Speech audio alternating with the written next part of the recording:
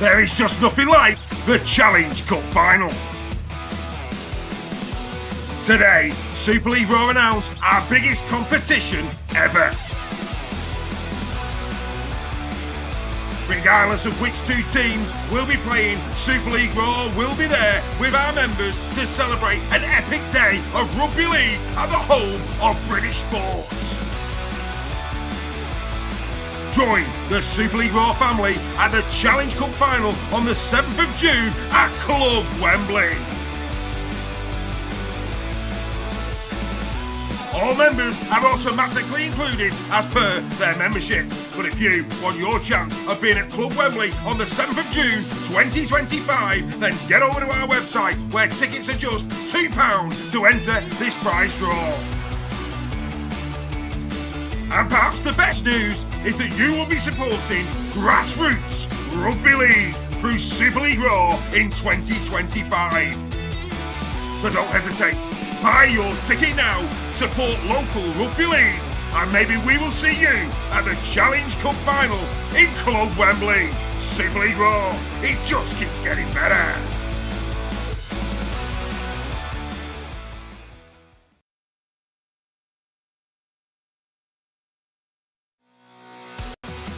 This production comes to you in association with the Bluebell Warrington. Situated in an 18th century building in the town centre and just a 5-minute walk from the HJ Stadium, the Bluebell is the perfect destination for pre- and post-game food and drink.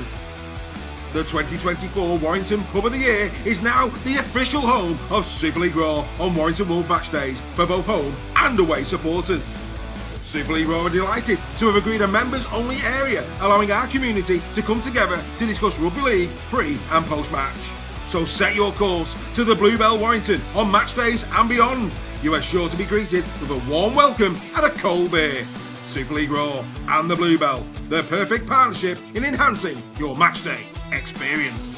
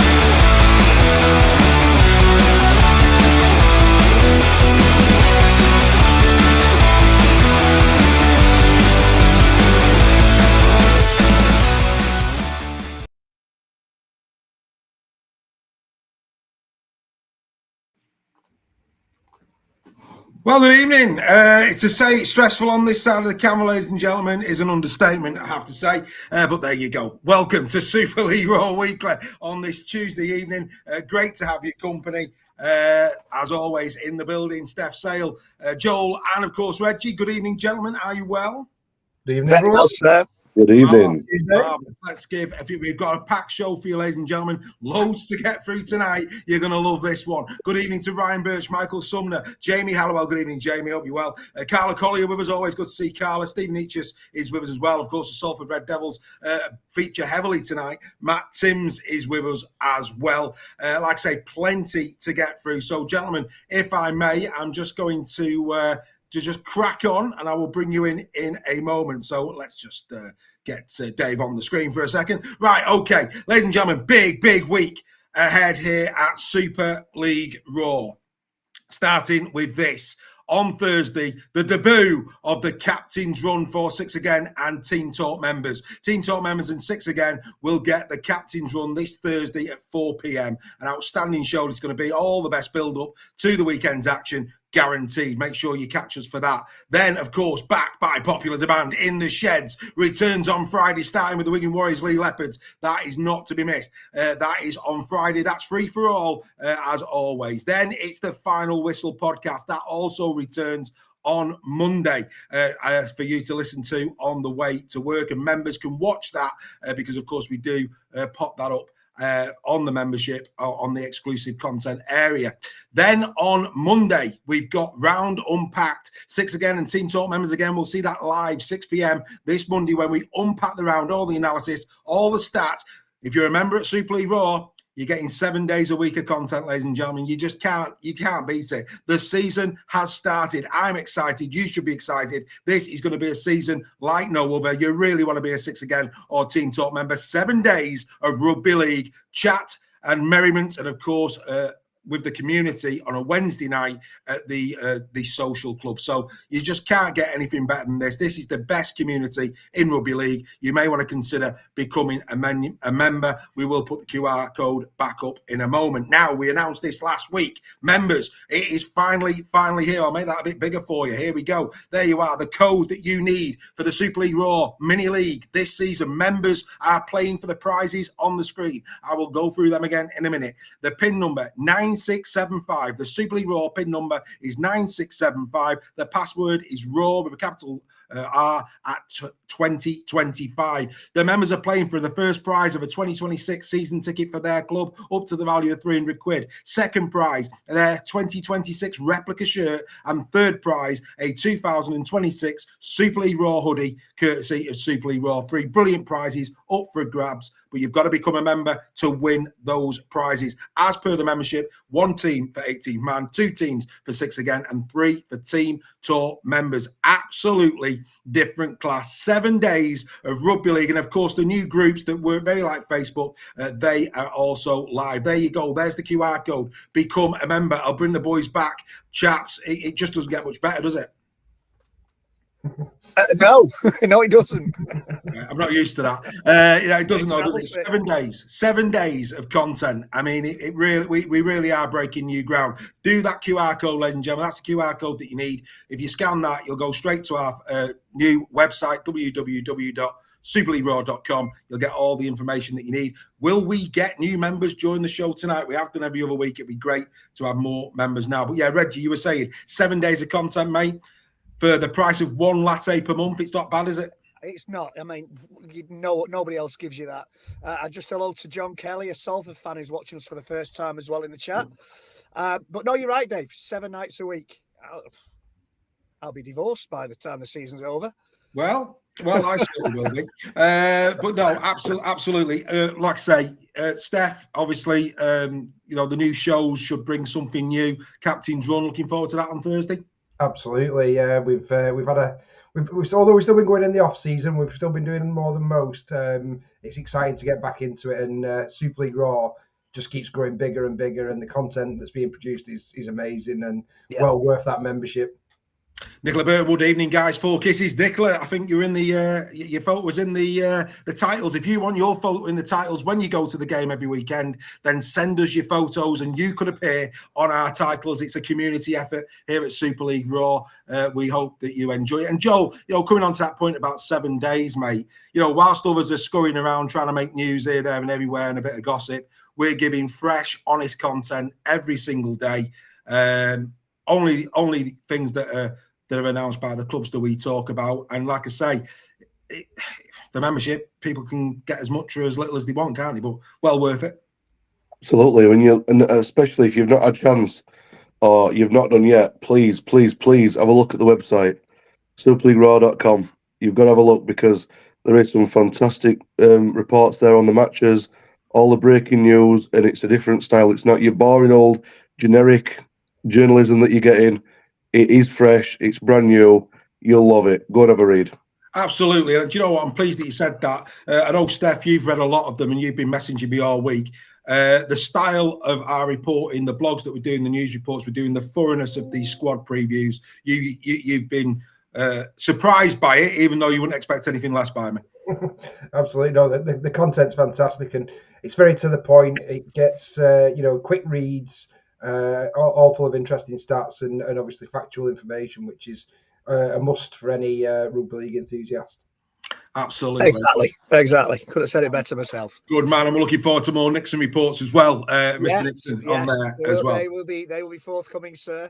Fabulous. Right, let's say a couple of more hellos. Matty Sales with us, Phil Webster's with us, Dawn Baker's with us, Paul Boardman's with us, William Webster's with us, Carl's with us as well, Rebecca Frey. A lot of members in there. If you're not a member yet, let's see if we can convert you by the time this show is finished. If you love Super League Raw, you can see already we're passionate about the game. We really talk it up. And here we go. We're getting notoriety. If you haven't learned already, then let me tell you, yours truly, 6 o'clock on BBC Radio Leeds this Thursday night, we'll be joining James Deaton and Phil Kaplan to review the 4 Yorkshire sides for the new season. So Super League Raw now is being invited onto mainstream media, ladies and gentlemen. That's the notoriety that we are getting. So you want to be a part of this. We've got a community like no other. And speaking of community, whilst you were sat on your hands, twiddling your thumbs, hoping that Santa had come over the Christmas period, our members were playing each other head-to-head in Mastermind. We actually had 4 league tables. They played each other throughout the winter months. We had the semi-final. We won't go there. We tried to do it live on Sunday, and boy, did we learn a lesson there. But this evening, before we went on air, our 2 finalists played for the first ever Super League Raw Mastermind Championship. All 4 league winners I've got a cap on the way, a Super League Raw baseball cap. They're going to be the first to receive them in the spring. We haven't told the winner what they're winning yet. But ladies and gentlemen, here is the final round recorded earlier of Mastermind. This is what makes Super League Raw just a little bit different and special.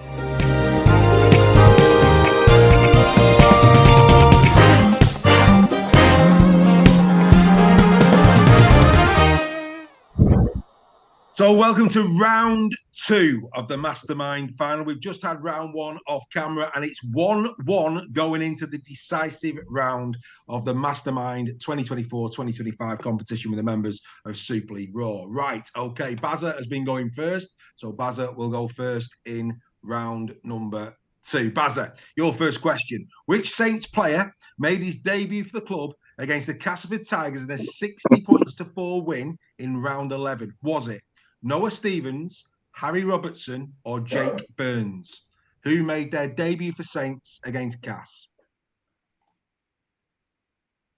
I'm going to go Harry Robertson.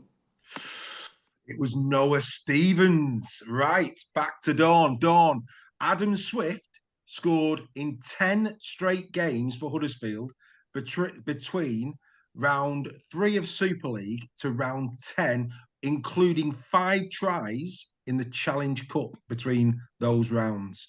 But how many did he score in total? Was it 12, 14, or 16? 12. It was 16. It remains 1-1. Right, back to Bazza. Bazza, which player left the Catalan Dragons for the London Broncos last year? Was it Loane Castano, Hugo Thiessen, or Fouad Yahar? Well, it wasn't Yahar. Okay, I'm not even going to try and pronounce them, mate. I'll go with B, second one. You're going for Hugo Thiessen. It's just a pure guess. You will be right with that guess. You take a 2-1 lead. Right, okay. Over to Dawn. Dawn, which centre made the most average metres per carry with 9.83 metres per carry in 2024? Was it Jake Wardle, Nene McDonald, or Ricky Latelli? Who made the most average metres per carry? I'd have to say Wardle. It's 2-2. Well done, Dawn. Right, Bazza, your last question. Which Castleford player made the most tackles for them last season? Was it Joe Westerman, Alex Meller, or Ellie Elzakeem? Oh. I'm going to go El Zakim. 3-2 to Baz. Right, Dawn, you need to get this right. How's your research been on your new signings, Dawn? Here we go. Oh no, not Rovers. No, no, it's not a Rovers question, but how good has your research been on your new players? Okay. What for the teams? Lee Kershaw has signed for KR for 2025. But how many tries did he score for London last season? Was it 7, 9, or 11?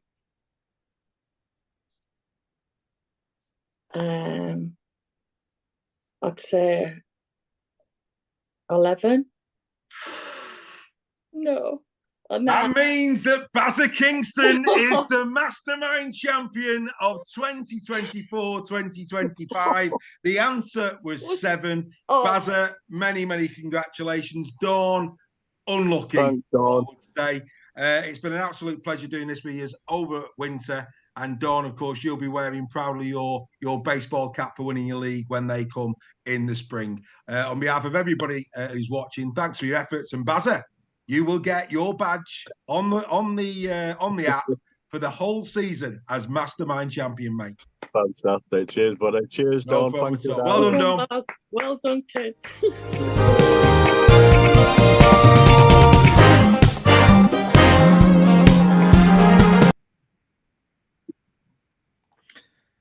So there you go, and joining us after his big win is Bazza Kingston. Bazza, on behalf of the whole team, many congratulations on becoming the Mastermind champion. Cheers, boys. I've never won anything in my life, so quite surprised I failed at school, so at least I've succeeded on something. Well done, mate. Well done. Well done. For those, I mean, to be fair, Baz in his first round, he didn't get a question wrong. He I think probably answered the most right throughout the actual competition. But that said, word to Dawn. Dawn's been absolutely outstanding throughout it. Really good effort from her as well. So, Bazza, before we tell you what you've got for winning Mastermind, as well as, of course, the logo on the app to say that you're the Mastermind champion for 2024, you've got something that you'd like to do first. Yeah, well, I was thinking, I spoke to Dave earlier about it, and I want a baseball cap, and I can buy a Super League Raw merch anytime. So I just thought it'd be nice to give something back. So I thought about it, I had a word with Dave, and there's a young Wire fan called Sammy. I believe I'm going to donate it to him. I think it'd look cool in a Super League Raw baseball cap. Just make sure you send Dave some pictures in it. That is absolutely outstanding. And that tells you everything you need to know about our community. So Baz is donating his baseball cap, Super League Raw baseball cap that he's won for finishing the group top to young Sammy. So I'm sure Sammy Holt will be absolutely delighted with that. And of course, for winning, not only do you get the little badge at the top of your app, mate, to say that you're the Mastermind champion, but you will be coming to Magic Weekend, courtesy of Super League Raw. We'll be paying for your ticket, mate. You'll be there with us in the stands, and we will thoroughly look forward to making sure you have a great couple of days, mate. It will be a weekend. It will be a weekend ticket, Baz. So you're there for 2, so you need to get a pass out, mate. No, that'll go, mate. Good man. Don't know what to say. Thank you so much. Cheers, boys. Pleasure. I'm sure Joel is delighted that he's got a drinking buddy with him as well. He'll be over the moon. So, Bazza, mate, from all of us, we'll see you very, very soon. But Bazza, well done, mate. And will you hold on to it next year? Cheers, guys. That's the question. Can you hold on to the title next year? We'll find out. You take care, mate. All the best. We'll have a go. Take care, mate. So Bazza Kingston is the first Super League Raw Mastermind champion. Like I say, you don't get this on any other platform, ladies and gentlemen. Go and check out the website. Look at what we're doing. 7 days of content for our members. It can't be touched. Right. Okay. We've got to move on at a pace, boys. So let's go for it. It's back because, of course, there's only one way to get through 6 news stories quickly. Here we go. Banging or hanging? Yes, that's right. It's time once again for banging or hanging, and Joel is going to be first up. Joel, here we go, mate. Let's just get that over here for a moment. Ben Davies has signed today on a 2-week loan initially for the Casford Tigers. Reinforcements after their Challenge Cup dismal performance, sir. Yeah, definitely a banging idea, this, I think. It's good for both clubs. Cass need that reinforcement They are a bit light, I think, certainly in the depth of the squad, and that's down to monies, like it always is. So that's a great bit of business for them, but also for Saints, because this is a chance for Ben to really showcase what he can get and maybe cement a spot in the starting team for himself, hopefully down the future, because he's still a young lad. He is indeed still a young lad. Of course, Staveley has gone there as well. Castleford reinforced. We might talk a little bit about the Challenge Cup in a moment. But of course, here we go. We've got to keep a pace going. So it's out goes Joel and in comes Reggie. As Reggie, you're going to talk to us about Warrington allowing Barsley Rowe and Jake Fewlis to go to Mike Eccles at London. This is banging for the pair of them. They've had to taste the first team rugby in the pre-season friendlies. And Challenge Cup as well. Jake, I think I got 2 tries against Whitehaven. So I think this is a banging idea. I think they'll bolster London's squad. I think they'll get the first team experience that they need. And yeah, you know what? It's a great move because they've got a taste for first team rugby over the last few friendlies, the Challenge Cup, and that's a really good move because it enhances their development, gives them a different environment to learn new skills, new training patterns. Can only do the pair of them good, and hopefully it'll benefit London as well. Fantastic. Out goes Reggie. In comes Steph, because Steph, 2 of your lads have gone out on loan as well, mate. Mr. Rothwell and Mr. Brown, your thoughts on this, DeBarrow? Yeah, two young lads that have been brought into the Leopard squad, both front row forwards, props, both academy products of Wigan, I believe, as well. They've gone to Barrow, is it? I think on loan. Barrow, yeah. Yes, yeah. Both have played for Barrow previously, I think, these two. So no strangers to go in there. But great for the Leopards that we can send these 2 young lads out to get some experience. So absolutely banging for me this, and I'm sure they'll do a fantastic job. Two to watch out for, these front row forwards, are few and far between. So yeah, excited to see how they get on there, and hopefully they can come back to Lee with some much gained experience. Fantastic. So we're going to get rid of Steph now, and we're going to bring back Joel. So Joel, you're back in, and you weren't with us on Friday for the announcement. Your thoughts about Salford being saved on Friday, mate? Really happy. Yeah, really happy. Not just for the fans, but also for the players. You know, they've had it tough, and they've had the quandary of wondering whether they're going to be sent out on loan, are they going to be sent to a new club permanently, are they staying at Salford? You know, sometimes that often gets bypassed their thoughts. But props to the players, because they've been within solidarity to Salford, and fantastic for them to get some new owners. Fantastic indeed. We'll be coming back to Salford, of course, in a moment. But anyway, it's out with Joel and it's in with Reggie. Reggie, your next one, mate. Noah Stevens extends to 2028 at Saints. They've lost a couple to Wigan, but I would say the cream of the crop remains a Saint. Oh, yeah. I mean, this guy's got a fantastic future. Pardon the pun, a massive future. He's a big lad. Probably, I'm sure Saints fans may disagree, but maybe the heir apparent to Mr. Walmsley's crown in the front row. A solid unit, played well when he was given his chance last season. So yeah, this is banging for Saints, banging for Saints fans. Correct me if I'm wrong, but a Warrington lad.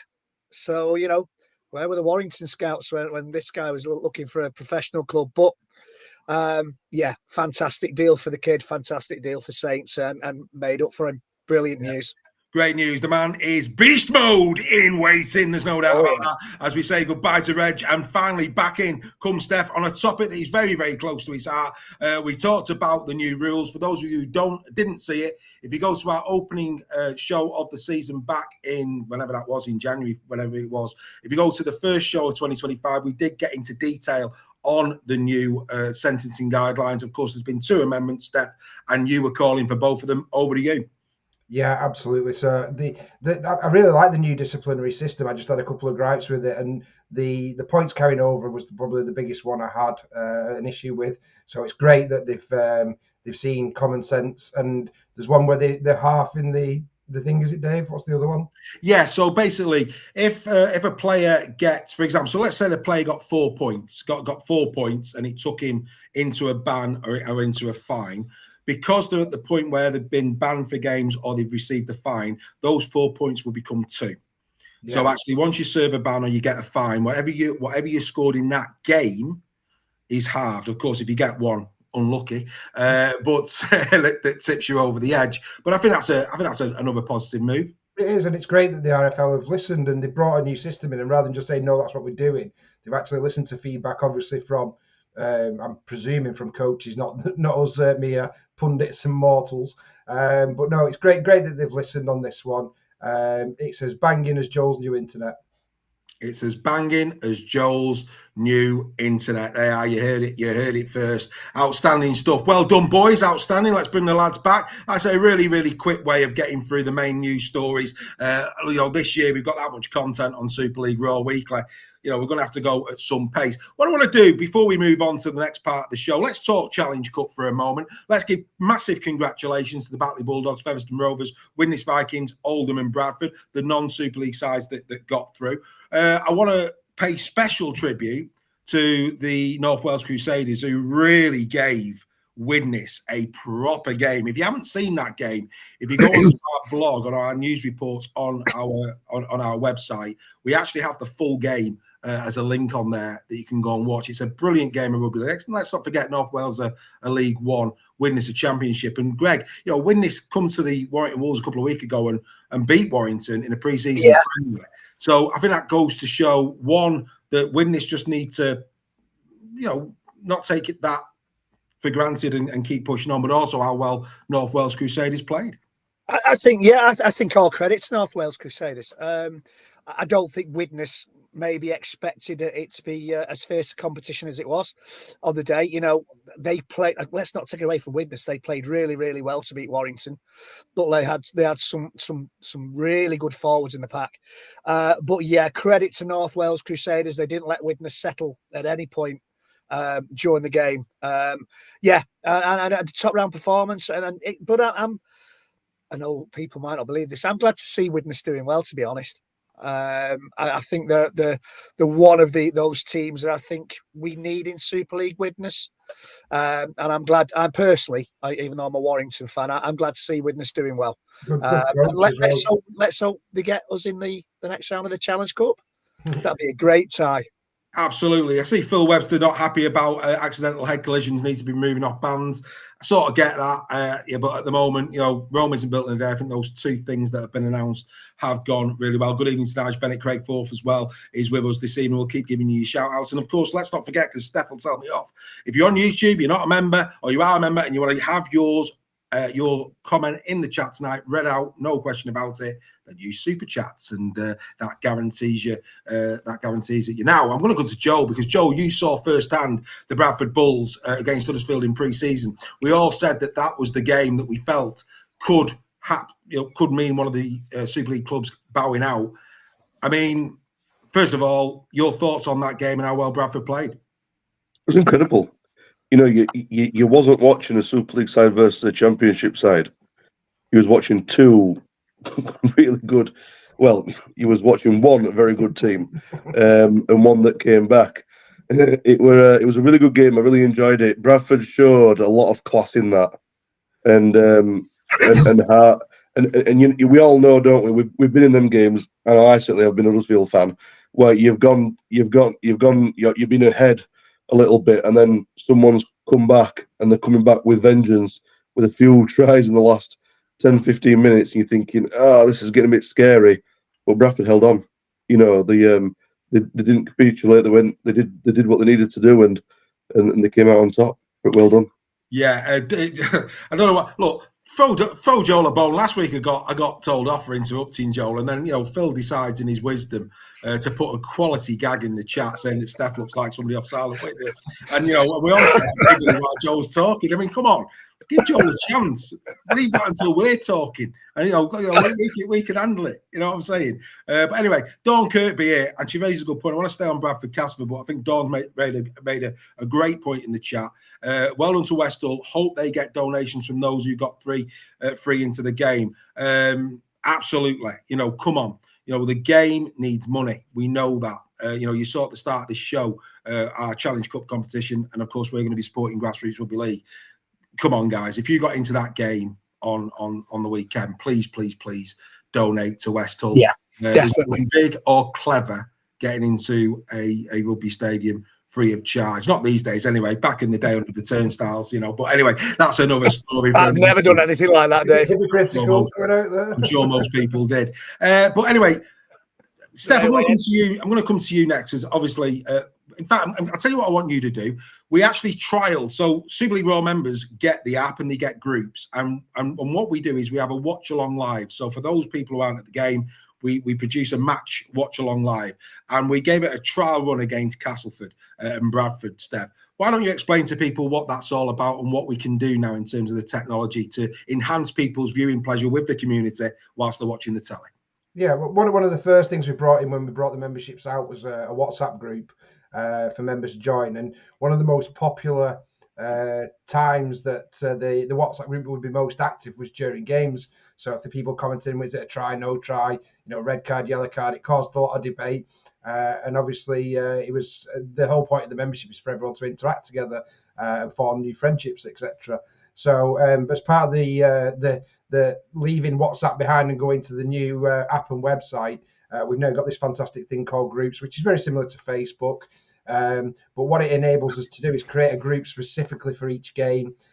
So people who are watching that game can get very engaging content from all the members who want to comment on it, but very sequentially ordered. So when people comment, it's very easy to reply to specific ones.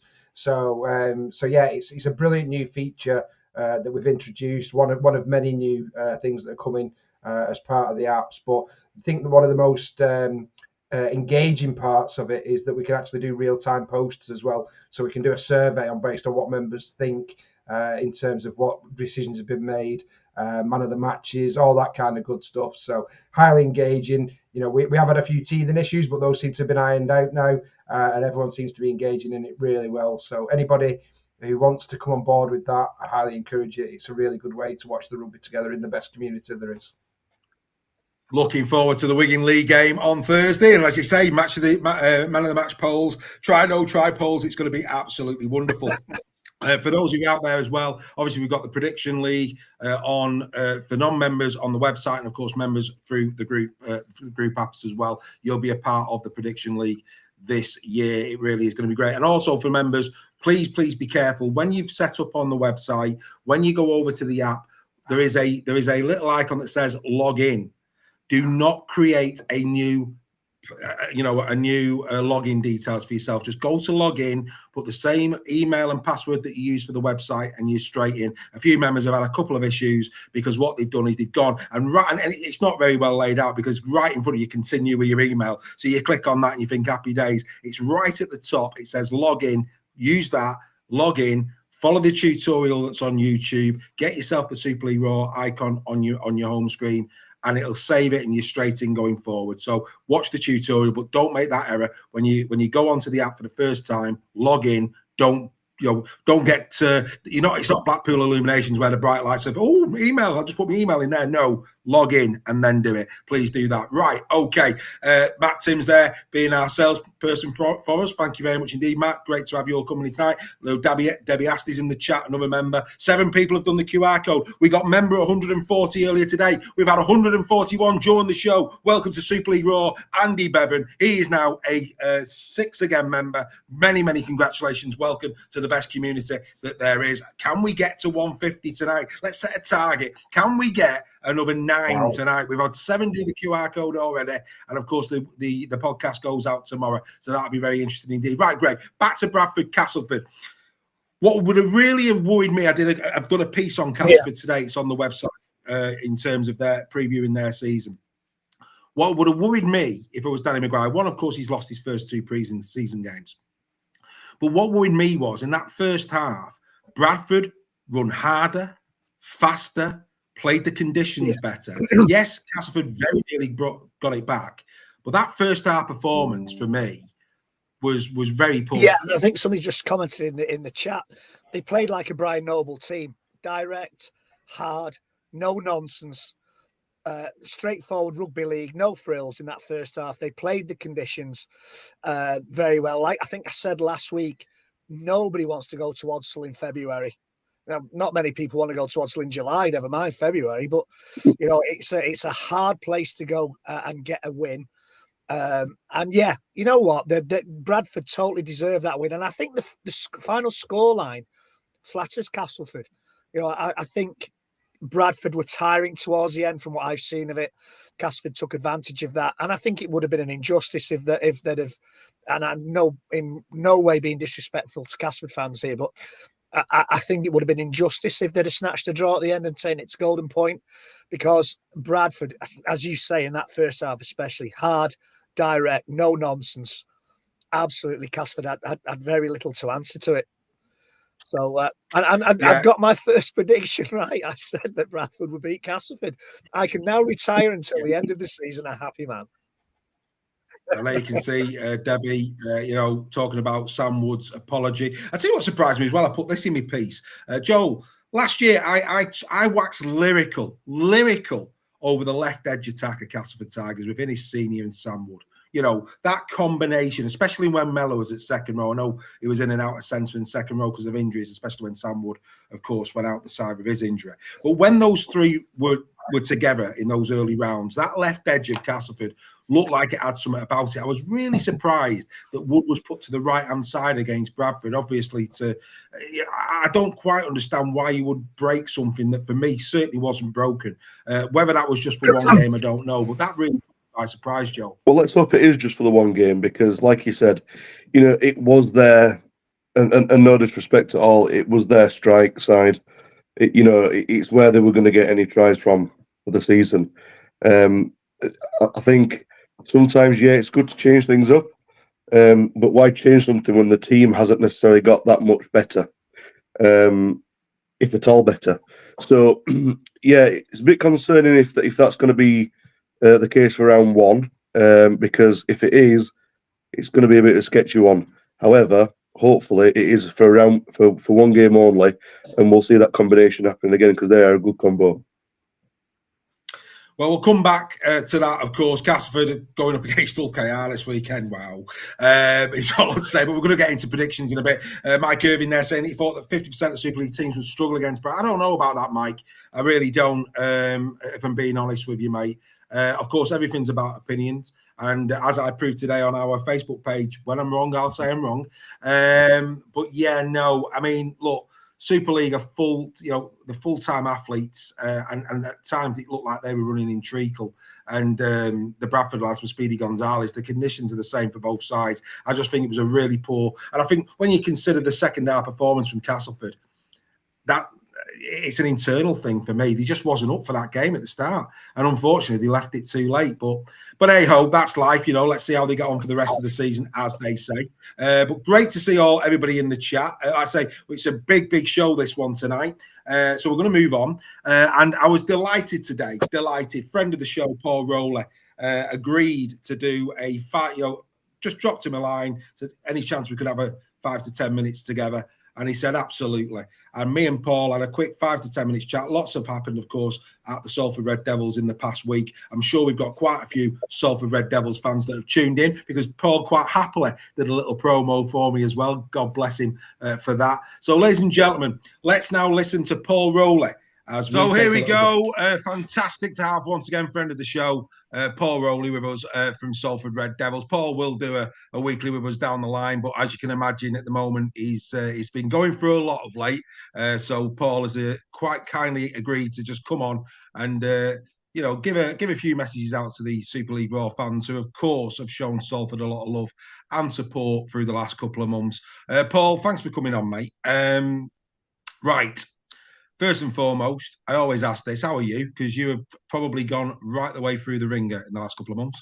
I'm good, and first and foremost for me is to say thanks to your show, yourself, for the empathy and the really accurate journalism you've been doing. It's not gone unnoticed by myself and my players, so I think credit to you. You present really well, and we appreciate it. Cheers, mate. Thanks very much indeed. Obviously, we only go. I always go off official announcements from the club. That's the way I operate, as you know. And I know it must have been difficult because, of course, there's been a bit of radio silence, and we talk and text and the rest of it. How relieving was it for you personally on Friday when the news, obviously it had been before that, but the news breaks and we can move forward with Salford in 2025 and beyond in a really good financial position?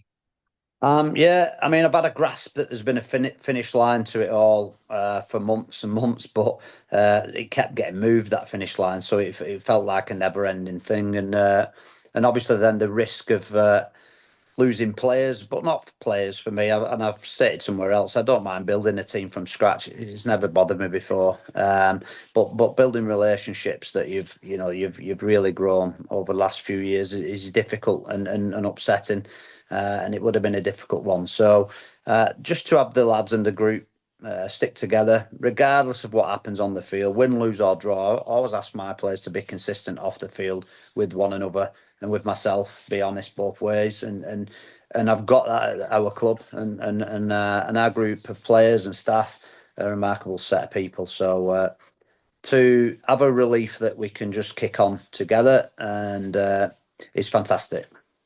I think it said a lot about your players, in terms of the result against St Helens in pre-season, which I can imagine was us against the world mentality. And of course, backing that up in the Challenge Cup against Midland. And Midland, I felt, had a good knock against you. I thought Midland were good at the weekend, I have to say.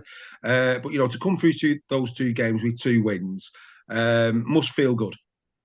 Yeah, it was good to just turn out at St Helens as a team. We had the restriction in place. In the initial, they wouldn't let us put our team out. We was restricted to the 1.2, but St Helens made a phone call and asked that to be changed because they wanted to support Morgan Knowles, as did we.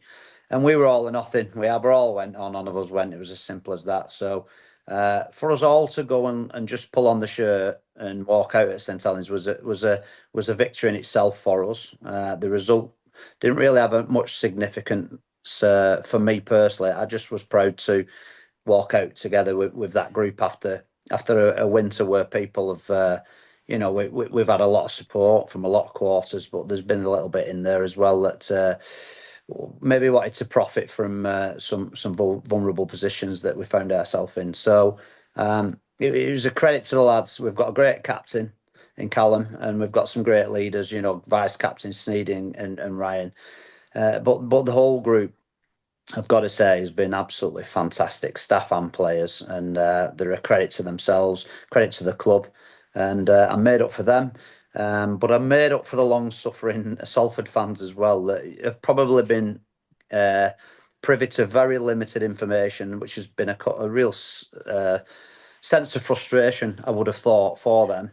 But I think now they can appreciate the delicate nature of things that have been going through, and sometimes it's just better to keep your counsel than to share information that might put some petrol on the fire, make things worse. So it's been difficult, but it's we just want to concentrate on our rugby now, and the St Helens to walk out, like I said, was great. Midlands, absolutely, I thought Midlands were fantastic, and they give us a real challenge, particularly in that first half. But I was proud of our lads in that, because with the takeover, whilst it was good, it was a huge distracting week and you can be excused for not having a focus on the end product, which is the game. So Midlands were great. There was a distraction from us, 100%, but we came out convincing winners, and it's testament to the lads again that they've got through that just off sheer ability, really, because our prep was all over the place. Yeah, can imagine that. And in terms of the Salford fans that are watching this, all's well that ends well. Come on, get buying your season tickets. It looks on the face of it that this is now a real watershed moment where Salford can really build for the future. You managed to keep hold of your troops. I mean, we're reviewing your squad tonight on Weekly. We left it till the last squad because, of course, we didn't know what was going to happen. So we'll review your squad tonight and predict where we think you're going to finish. Because, again, we needed to know where you were even before we could actually predict. But I have to say, Paul, certainly in the back, I mean, let's just quickly look at your squad because, again, on the release, you may be looking to build, you may be looking to bring people in. That was what was intimated on the official release last Friday. In the back line, you look so strong. I mean, we know Ethan Ryan's a good season pro. Dion Cross, arguably on his day, one of the best wingers. I mean, pick 2 from 3 where your centres are concerned. Of course, a couple of them can play at full back as well. You must be pretty happy with the depth across the back line, are you? Or are you looking for any strengthening there? No, we're good. We're good there. So yeah, we're happy with the squad. We do feel like there's a couple of additions that we could welcome and just strengthen us in a couple of positions. But we feel we've got a good balance, and we're an experienced team. You know, you can maybe slash old team, but I think when you've got experience, it's really important that you've got the right experienced players that are still motivated, that they're still ambitious, and they're just genuinely fantastic characters. So yeah, we're really happy with our squad. Really happy, and you know, we have a lot of belief. And like I said before, we don't lack in motivation. Absolutely not. Now, when I spoke to you last year, I asked you where were you going to finish, and Paul, you said to me we were just going to take it a game at a time. We'll get to 11th, then we'll go from there, and then of course you ended up finishing 4th. You've kept your players. You know, yes, a couple of left. Kate Cuss moved on. Amir left, which probably a bit of a blow, that one. Ollie Partington for his defensive steel as well. Bit of a blow. The King has gone as well. Love that name. I'm going to miss saying one of ERY. It's a cracking name. But then, of course, you brought experience in Chris Hill, Essen Masters, who's, let's be fair, you know, great year last year. Justin Sangari, who, I mean, you've got a habit of bringing players on who perhaps haven't, you know, hit the straps at other clubs. And I put Justin in that category. He didn't really get going at Leeds, and you have a history of making players really get to their potential. So hopefully Justin settles in under you as well. It's a really good squad. Where would you want? I mean, you've got to be surely aiming for playoffs now this year, based on the fact of where you finished last year. Do you want my political hat on? Or I just want you to be honest. Right, okay. Well, outwardly, I said it last week at the launch. I got asked, obviously, we get asked this question a lot, and I always say, well, success is beating the bookie. You know, be interested to see where you position us. Everybody else has had a crack at it, so we're in and around that 8, 9, 10 on predictions. So bookies, I think we're down at about 9 or 10. So we need to try and beat the bookie first and foremost. That's a good start point this year. But the real answer from the heart is we're a club and we're a team and we're an organisation that includes fans and everybody that, well, I feel like it'd be some achievement and some accomplishment to win a trophy with this group of players and these fans who've been on such a journey. You know, we've been near, we've challenged, we've enjoyed how we've gone about our business. I think we've grown. We've got ourselves a lot of outward fans, maybe other people's second club for the way we've gone about our business on the field, which is really pleasing for us as coaches, I guess, that you're enjoying watching my team play.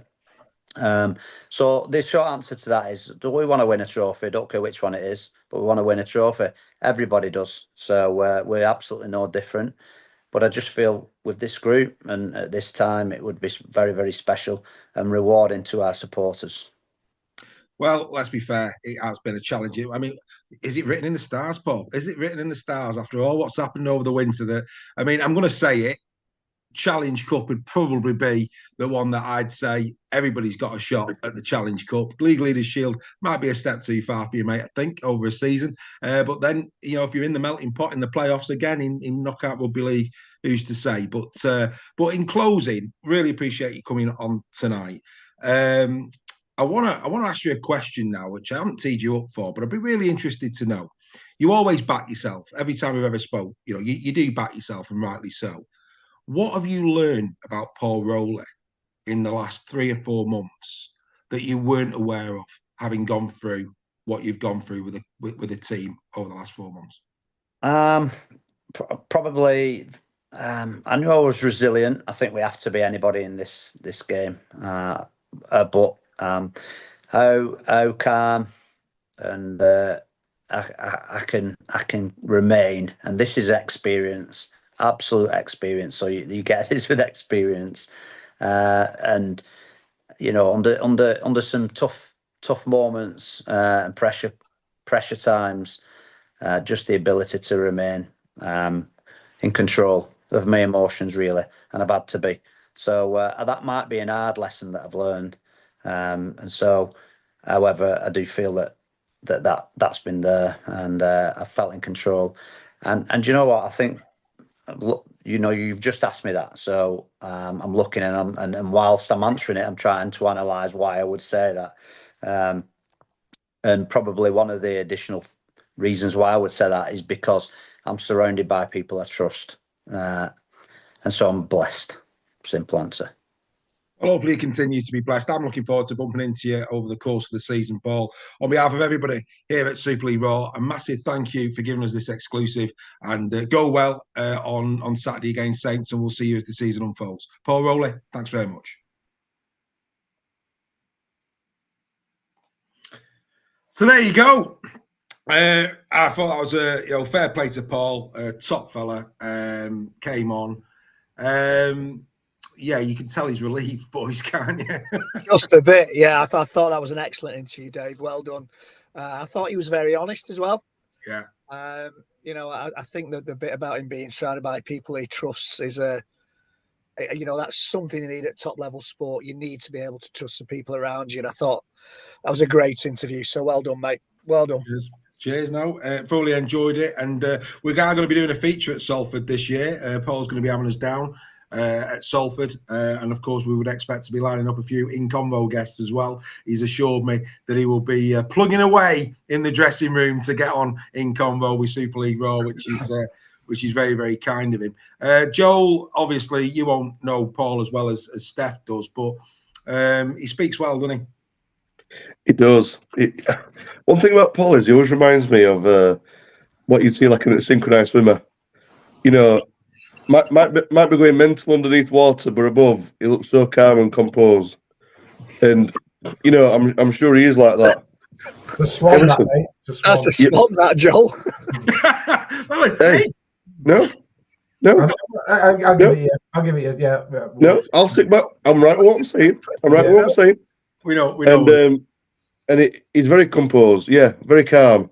I think I love what he said was, I trust everyone around me. And obviously that trust given back to him. Clearly he's got the players in that squad that he knows that can do a job. And you can tell from what he said, he knows they're going to go well. So, yeah, really pleased for him. A great interview, Dave, by the way. Thank you very much. And do you know what? I mean, and this is, you'll have seen the Gary Chambers in convo. For those who aren't members, the members have got their advanced screening. Currently, we've done an in-conversation with Gary Chambers, the Director of Rugby at Warrington Wolves. He also says, and like I say, none of this is predetermined. He also says as a part of his interview that he's loving the work we're doing. The fact that we're being honest, the fact that we're not going for headlines. We're just reporting properly. We're waiting. We're giving the clubs respect. We're letting the clubs announce to the fans, and then we go. We're getting a lot of notoriety, boys, for doing things right. And I think, that's just the kind of the chaps that we are. And it's good that the clubs are recognising it, Steph. Yeah, absolutely. And, I echo what the boys said. What a great interview. I know Paul quite well. He's a very good friend of our family. And we've had a few conversations about how the similarities between Lee's history and what Paul was going through. And I think that's probably, Paul knows more than anybody what it's like to have a club on the brink and having to go to get the begging bowl out and stuff like that from his time with Lee and his dad's time with Lee. So I think that's probably given him a bit of experience in terms of going through that in this situation, but we're all made up for it. Paul's a top guy. Lee lad through and through. Loads of time for him, and what I'm seeing with Paul is a different person. His maturity and the way he conducts himself and everything like that he's gone to another level. And he's very much putting himself in the position of that director of rugby role, I think. Well, he's there next year, mate, and he's there next year. Exactly. Aiden giving you a bit of grief there, Joel. Sees you with a pen in your hand. You tell him you are a studier of the arts, sir. You tell him. I am. I'm used to it. You can come at me with what you want. Nothing's going to get a reaction. Mate, I'm not being funny, mate. I won't come at you. I won't mind, mate. If I come at you, give me a cuddle, but I still won't come at you. Anyway, that's part of the bike. Right, let's get into this squad, boys, shall we? Because like I said in the chat we've just had there with Paul, I'll just get rid of that for the time being. they were on the brink of losing a lot of players. Let's be crystal clear on that. A couple of shout outs. We've got Andy Bevan, who was the new one that signed up a few moments ago. We've now got Thomas Bevan. I don't know if that's his brother, son, dad, I don't know. But Thomas Bevan has also joined. So a bit of a family flavour there. And we've also got Paul Greenwood, a Leeds fan. He's signed up as well. Just note, guys, for the full access, you need to be middle tier and above. Both Thomas and Andy are 6 again. So you will get Captain's Run. Round unpacked, you'll get pre-advanced screenings of In Conversation, you'll get full access to the groups. So like I say, it's that middle tier and above that gets full access. That's not to say we do not appreciate 18-man members. Of course we do. You still get exclusive content as well for supporting us here at Super League Raw. But I just wanted to just mention that, just so that when you're on there, because there's quite a few people looking at pressing the button. I can see them now because like I say, my app tells me who's where on the site. Do it. Trust me. This community is waiting for you. How many are we up to, Dave? How many members are we on now? We're now at 144, I think. Right. Well, if we get to 150, I'll donate from the Good Estate Agent a T-shirt of the club. You know, our club T-shirts. Right. Fantastic. So for the 150th member. Yeah. So if we can Tonight. get to 150. Tonight. Good man. So if we get if we get to 150 members, and of course some of you now be like, oh, well, hang on, but you don't know how many we've got, so there's no point in doing that. 150. If we can get to 150 members, whoever's 150, we have tour T-shirts here at Super League Raw with all your away fixtures on the back. A little something that we've done, and Steph will get one for you, and we'll get that sent. So that's happy days. Right, departures. Cade Kustoff, of course, to Hull FC. Not really found his straps in Super League, it has to be said, both at Wigan and at Salford. That said, he has been really unlucky with injuries, as Cade Kustoff. I'm here, bro. I mean, I said to Paul, I think he'd have wanted to have kept him. Same with Ollie Partington. I think both of those were good. The King, Runny Ayawa. It's the last time I say it, but what a man. The King, love the King. Adam Sidlow, of course, at the twilight of his career, Andrew Dixon have gone and moved on. A couple of signings have come in. Chris Hill, obviously from Huddersfield Giants, injured at the moment. Justin Sangari, you heard me talking to Paul about him there. And then, of course, Essen Masters, who, alongside McDonald and Lafay, wow. That back line, it's very, very potent indeed. And actually, if you look at the strength in depth, gentlemen, right up to, we're talking good. Chris Hankinson's 23 and he's no slouch. Ben Halliwell, you'll know him from his time at Lee. Yeah. Tiaki Chan coming as well. So actually, it has got a bit of depth. And of course, they did hint that they were going to go back into the market to try and get a few more. Jamie Pye, of course, he's moved on. He only on a season-long loan. He's gone to Barrow Raiders as well to join up with Steph's two young lads. But yeah, Greg, I'll start with you. Salford Red Devils. It's a good squad. We know what they did last year, bags of experience, and something tells me, mate, with what's gone on in the winter, there's going to be a bit of grit in this team going into the new season. I think siege mentality is a word that Sir Alex Ferguson used to use, and I think this is exactly what they're going to bring to Super League next season. For me, they've got the best centre partnership in Super League in McDonald and Lafay. And I'm so glad for their fans that they kept hold of those two players, because those two for me are just absolute box office. They're worth the entrance fee alone. Chris Hill, yes, he may be in the twilight of his career now, but he'll bring experience to that pack. Essen Masters, he is a great signing. And you're right, Dave. They could be in the mood to cause some damage in Super League this season because of the fact that probably a lot of people have written them off over the last few weeks. So looking forward to seeing what Salford do this season. I really am. Yeah, Joel, for a moment, it looks as if maybe there'd be lower echelons if they were to lose the prize assets. That's not happened. All of a sudden, Salford are looking up, mate. Definitely, yeah. And it's, I think for Salford, you look at their outside backs, they're so good. And then you look at the front row and you think it just doesn't seem to match up with the same quality, even though we know Chris Hill's great. He is at the age now where he's not going to perform like we've known him to over the past years. So with the likes of Justin Sangaria coming in, I'm hoping that they can get a bit of spoils out of Justin, because I think there's a player in there, and Paul's the man to get it out of him. So yeah, and if they're going to bolster in the forwards, which I presume that's where they would be going, that's where I'd be going if I was a Salford man. Certainly, that would be a very fierce squad, and you will be then looking at the upper tier of the top six. Yeah, I mean, I think top six is now certainly a possibility. I would say that. I mean, you talk about the strength in the front positions. I mean, I think back row, I think they're looking pretty solid in the back row. I mean, obviously, the loss of Partington is a big loss. But, when you're talking about the likes of Sam Stone, Steph, Callum Watkins, Joe Shorrock, Shane Wright, Lachlan Lewis, who, again, decent player. Then you look at the likes of Joe Bullock, who, had some good games when he was at Warrington. And as I said, Steph, Paul somehow gets an extra 10 or 15% that other coaches don't get out of players, mate. 100%. And, Paul was quite, as you'd expect, where he's going to predict. I'm not surprised he came out with beat the bookies. That's typical Paul. If you listen to Ryan Briley's interview last year, when they were predicted 11th, and he said, we'll finish just one above that kind of thing and then go from there. But yeah, I think the only one on here and it's going to surprise a few people, is signing Evan Masters.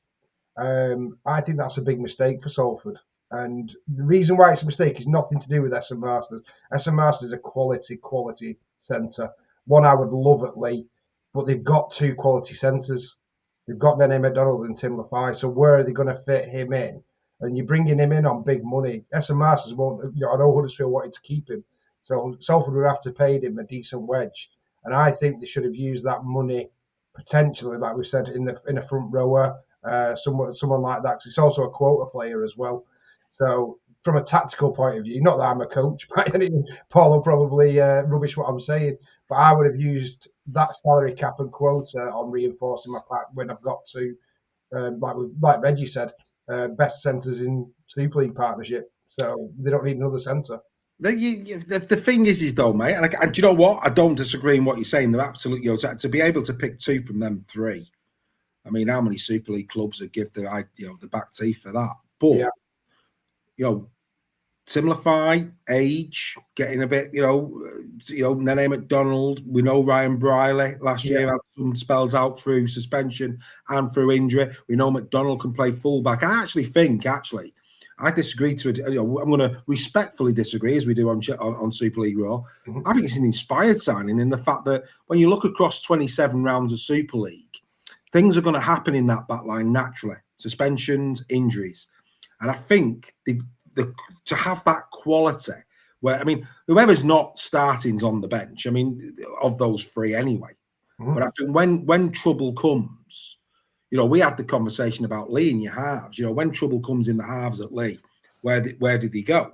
Well, if Salford have trouble Salford have got no trouble in the back line at all. Yeah. So, like I say, I take your point. I'll tell you. Can I come back on that just as just thinking? So my point on that will be, look at Magic Weekend against Leigh. So they had Nene McDonald playing, they had Tim Lafai playing, two best centre partnership in the comp. Leigh bullied them in the middle. Our pack absolutely destroyed Salford and won that game. And I think if you're spending quota money cap money and quota money on a player, I don't think you do it when you've got two of your best players. People like Hankinson and stuff can fit in.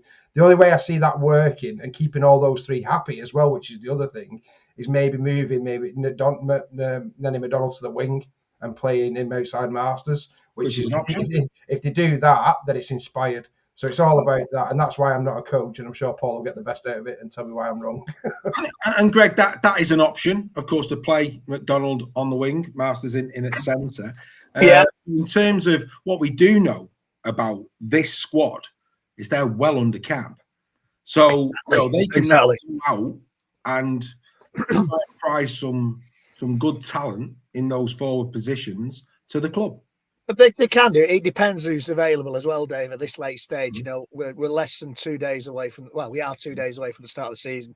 Yeah. It depends who's available. I think Ryan's dropped it. Was it Ryan? Or it's Paul dropped into the chat that they can put Masters at 13 or 9 as well. So that might be an option, a mobile loose forward, because Masters is a big unit. Steph's shaking his head. I'm just saying what's going on in the chat, mate. don't shoot the best. I'd be surprised if we see Masters at 9 or 13. So would I. But it's an option. Yeah, it's an option that they've got. Going back to your what you're saying, Dave. I don't think they'll sign anybody before the season starts, but there is an option as we go towards that transfer deadline that they could bring somebody in, and it's they're under cap for a reason. So there are options for them still, which I'm sure they will utilise as we go through the season. Well, Greg Roach there saying that Masters can play in the house, plays in the house internationally, can cover a lot of positions. I think it's fascinating, and I think the good thing for the competition is that had the worst have happened, essentially it was another. Well, actually, I think it was probably worse because than last season. I mean, last season we had London, and I'm taking nothing away from London. I thought off the field they were brilliant for Super League.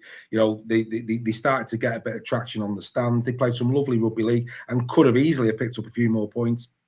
But it was always expected that they were going to struggle. Had Salford lost the big boys again, Paul said in the chat there, he'd have relished the opportunity to develop the team again.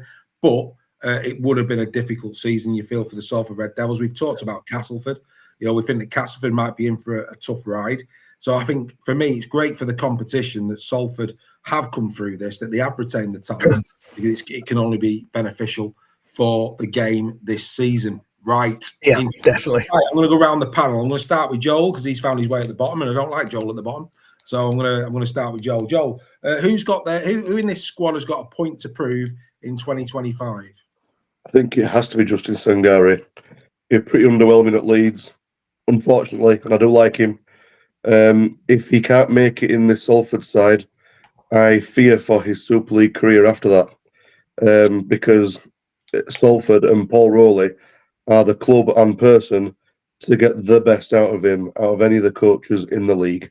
So if it doesn't happen here, it's not going to happen anywhere. And I am sorry to say that, but I do hope he proves me wrong and comes back and has a stellar season. Yeah, absolutely. Do you know what's a great shout, mate? It's a great shout. Greg? Yeah, I hear what Joel's saying about Sangari. For me, point to prove is Chris Hill for his age. Can he still lead the pack? Will he get much game time? So for me, Chris Hill is the one that's got a point to prove. He may have been written off by a few people. Yes, he's not got the points to prove that maybe Sangari has as a player that's not really cut it at Leeds. And I agree totally what Joel's saying. But for me, simply because a lot of people have questioned his age, I'm going to say Chris Hill. Rightio. Steph, Ben McNamara to Salford. Yeah, I think that's Ben Nakumba. Ben Nakumba. It might be a bit tough for him to transfer.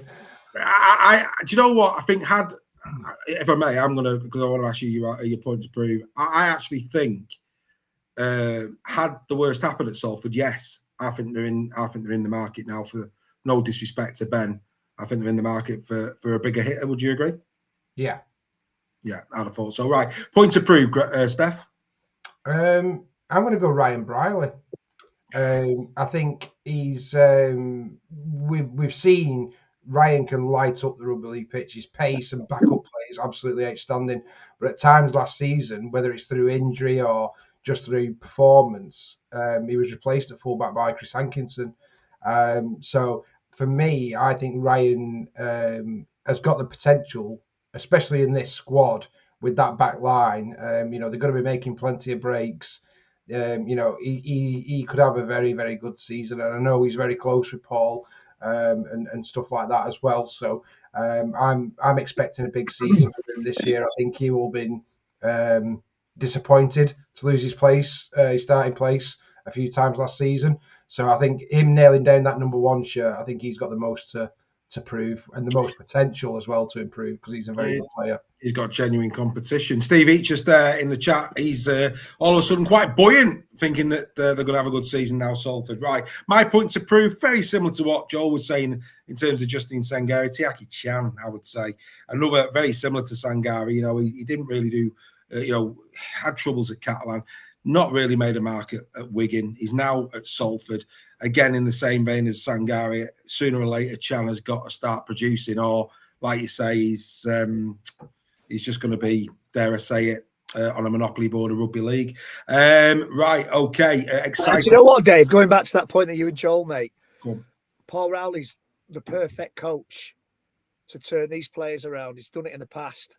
He's got a track record in taking players that maybe haven't quite done it at other clubs, and he's turned them into decent squad players, decent first teamers. So I think they've probably got the right coach in Paul Rowley there to bring the best out of them. Absolutely, couldn't agree with you more. Joel, excited to see? It's tough because I've got a few that I'm excited to see in this squad. I can always pick one out of any other team. I think it is going to be good to see Dion Cross, Nini McDonald, even Easton Masters getting a hit out, because he's now got some solid competition for spots. And is he as good as I know he is from Huddersfield, or did he look good in a less competitive squad? So that'll be quite interesting for me personally to watch. Yeah. Greg, same question. Excited to see? James Nicarima. I think it's now's the time for him to show what a good player he is. Simple as that. Yeah, I'm with you on that. That's mine. Yeah. I think Nicarima will be better for his time under Paul. Showed some nice moments in pre-season. Yeah, I'm going to go with Nicarima. With you, Steph? I was going to say Nicarima as well, but just to be different, so we're not all saying the same. I'm going to go Mark Sneed. I'm excited to see whether he can back up last season and be the dominant player that he was, leading around this side. And at one point, obviously, Man of Steel contender. He was getting man of the match every week, wasn't he? For things. So yeah, he's probably their star player, isn't he? So I'm excited to see whether he can. Another year older, can he do the same again? And I'm sure he can. Fair enough. Right, we're going to have to be quick now because I'm very mindful of the time. We've still got a lot to get through. So just the name for these guys, please. Rising star, Joe. I'm going to go for... It's tough in this team because they're pretty... Yeah. It is tough. Well, that. How well, when we say rising star, we're talking youth or just quality? Who do you think will come to the forefront this year? I think Ethan Ryan's got a shout. Ethan Ryan. Yeah, okay. Yeah. Reggie? Shane Wright. Shane Wright. And Steph? Tiki Chan. Do you think? Yeah. Fair enough. Interesting. I'm going to go Logan Lewis. We saw bits of him last year, and I think there's a player in there. Hopefully he's not. Hopefully he can push on this year. Key player. I mean, it's hard to. It's Sneed for me. Anybody disagreeing? It's Mark Sneed. No. Mark Sneed. Okay. Right. Okay. Now we come to a really difficult moment in the show. Right. It's time for the Super League Raw panel to predict the final league table. This is going to be tough. Right. So what we're going to do, we're going to go in. We'll go in reverse order. I'll kick off. I'm going cast bottom. Anybody got anything different? No. Okay. No. So all have gone cast bottom. Right. Second bottom. Where are you going, Steph? I'm sorry, Joel. Huddersfield Giants. Greg? Hull. So Greg, you're going Hull, yeah? Sorry, Hull fans. It's all right. And Joe? I hate to say it, but I'm going Wakey. You're going Wakey. Sorry, Joel, I'm going Huddersfield. I just fear for your injuries, mate. That's the thing with me. You lack squad depth, and already the injuries are piling up, and it happens every year. I don't know what goes on at Huddersfield. My only answer to that, my response to that is that I agree for certainly the first half of the season. Yeah. But if we get these players back fit, you're going to see some wins coming through, I think there's going to be enough wins not to be in that spot. Mate, I hope so. I really do. Right, 10th. Where are you going, Steph? Hull FC. FC for Steph. Reggie? Giants. Sorry, Joel. You're going Giants. You're going Hood. You're going Hood there. Yeah. Okay. And Joel? As am I. Yeah, Huddersfield. You're going Hood. Okay. I'm going FC. Right, above FC, Steph, where are you going? This is going to upset a lot of people. Go on. Leeds Rhinos. Ooh, that's a big call. That's a big call. Wow. Oh, they can't. I know they normally finish 8th, and I picked them 9th. So apologies to our new member, Paul Greenwood, Leeds Rhinos fan, for that one. Greg? At 9th, I'm going Wakey. I think they'll do all right this season. You're going Wakey there. Joe? Yeah, they'll do all right. I've got FC in 9th. You've got FC. Right. 8th. Steph? Lee. You're putting Lee in 8th? Wow. Greg? Wow.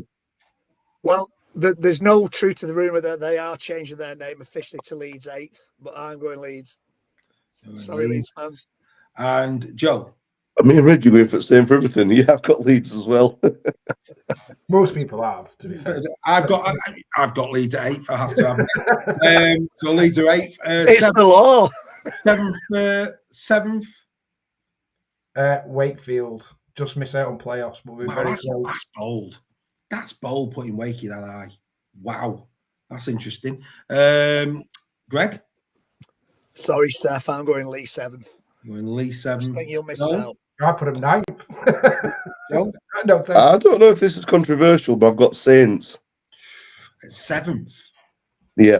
Wow. Righto. I've gone Lee. 7th. Wow. That's based on what's happened at Salford. That said, I was impressed with Lee.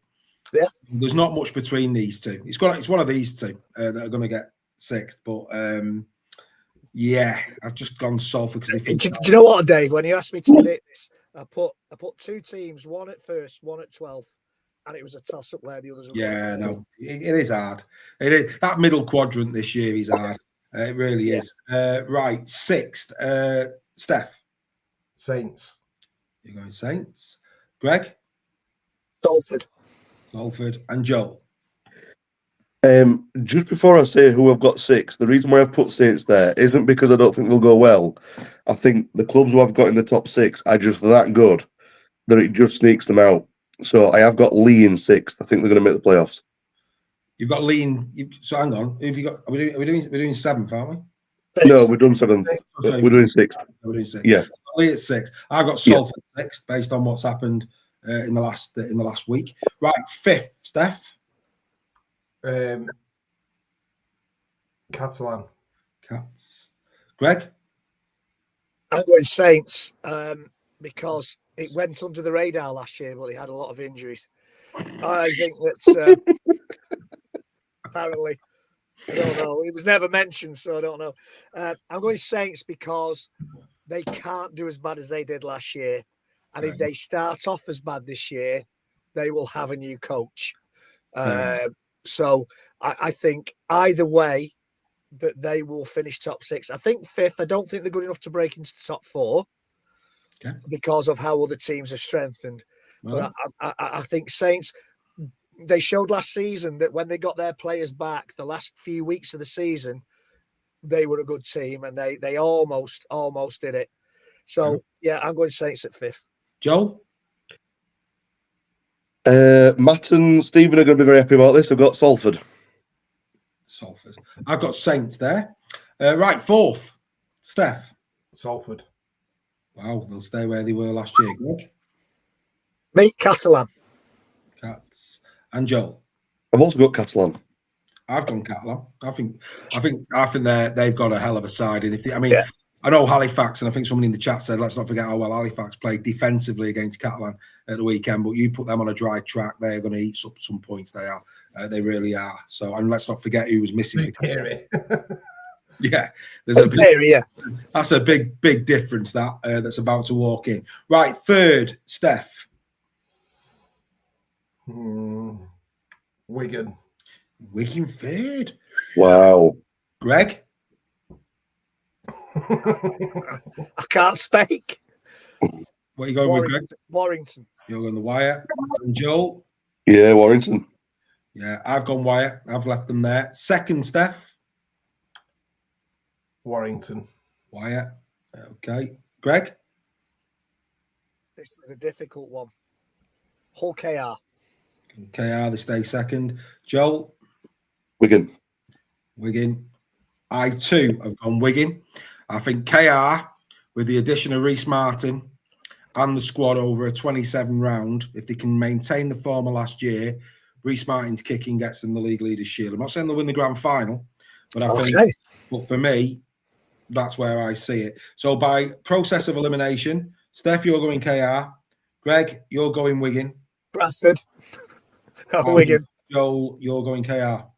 And we said this we actually said this on Weekly last year, before we knew, or there was even a sniff of oh my word, how can I this is Raw, I've just forgot his name when you just talked about him.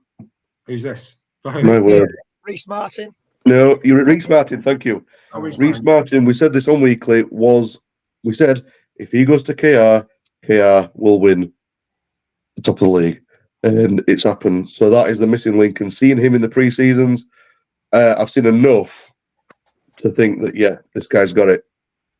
So we all gone KR apart from Reggie? All gone KR by Greg. So, hey, all I know is we're all probably completely wrong, but we'll come back to that at the end of the season. Can I just say, it's can. so I don't get beaten up at the grand final next year by my friend.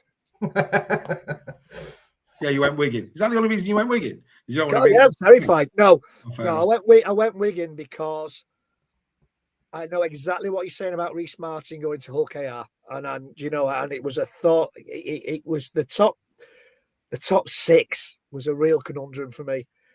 But Wigan just know how to finish top. This Wigan team is a special team. I thought long and hard. And I know what you're saying about Reece Martin. He is that final piece. Greg, but there's 27 rounds of rugby to go. I know. We could be all completely wrong, mate. We will see what happens. All I know is the match on the groups, when we're doing watch-alongs, it's going to be one hell of a season, ladies and gentlemen. I'm not watching because I'll get pelters from everyone. The Super League Raw community will be coming together like never before. I've already seen in the groups, the Share a Lift group, supporters already planning journeys to meet up before the games, rival supporters. That's what it's all about. That's what it's all about. This community, ladies and gentlemen, 14 people tonight have done the QR code. At the moment, only 4 now have pushed the button on becoming a member. We've also got Daniel McNamara. He's a 6 again member. Kevin. Any relation?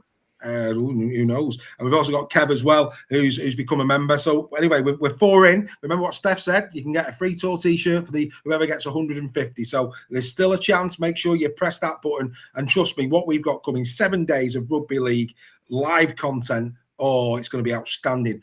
Right. Okay, let's take a little bit of a breath because it's time once again to do this. Capture the photo!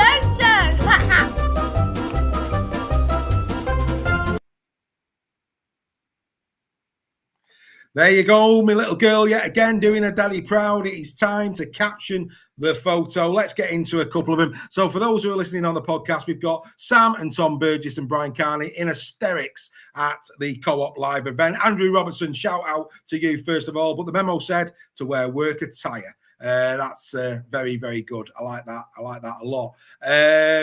Alan Parr, he's gone on a similar vein. Feel a right plonker dressed like this now, which is quite good. Right, here we go. This is Tom Smith's effort. The most hilarious part was Tom trying to convince us he's gone to Huddersfield for anything other than money. That's a bit keen, Joel, isn't it? Hey, what's all that about? Hey, anybody who fit? Oh, he's gone for silverware, Joel. He's gone for silverware. Bazza Kingston, our new Mastermind champion. Shout out to Bazza. His effort was this, and people still think Joe Burgess is our little brother, which I thought was quite good, I have to say. Ian Judson, another member, he's had a good effort this week. This was Ian's. Hey, Brian, as Sam ever told you that he's scared of the dark, which I thought was quite good. We'll give him one for there. Craig, 4th on fire. This was Craig's. So I told the missus I wouldn't be going to a casino in Vegas, which I thought was quite good. Right, we're getting to the top 3. Top 3 this week. Number 3 is Michael Phoenix. He said, "Don't cry, Brian. You're not that high off the ground." That is a superb line from Michael. Good effort, sir. Carol Moore getting down with the kids. How to cheat the floor is lava is what she said, which I thought was pretty good. And actually, this is quite apt because we went mad about this last year. So Thomas Massa, who's been in and around the top 3 for the last 3 weeks, good effort. He wins this week with this one. And Leroy Cudjoe is our best player. Now, that is no disrespect to Leroy, but we did say, Joel, didn't we? It was a sad indictment of the rest of the side that Leroy, at his age, took all the awards. Fully deserved, but a lot of underachievement last year at Huddersfield. So I thought I'd give Thomas that one. There will be a new Caption the Photo put on our social media channels on Friday. Get your thoughts in on that, and we'll see if you next week get a shout out for Caption the Photo. Right, it's that time of the week again where we're going to dip our toe into Women's Super League, which you know only one thing.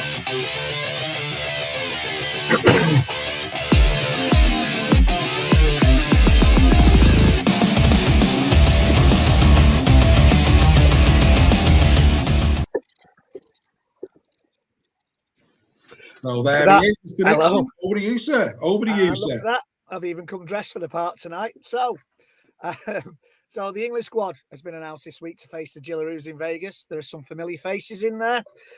Some notable names are missing, though. So, to start off, Georgia Roach returns to the squad after she's had a great season down under with the Newcastle Knights. And Paige Travis, she's another name in there. She's preparing for her first season as a Neil in the women's NRL. And I tell you, if you haven't watched women's NRL, you are in for a treat. Please, Sky Show the games. Please watch the women's NRL. It is absolutely fantastic. The quality is absolutely brilliant. And Canberra Raider Holly Mae Dodd, she's also got a place in the final 20-player squad. Georgie Dagger, she was getting married when England beat Wales 82-0, but she's back in the squad.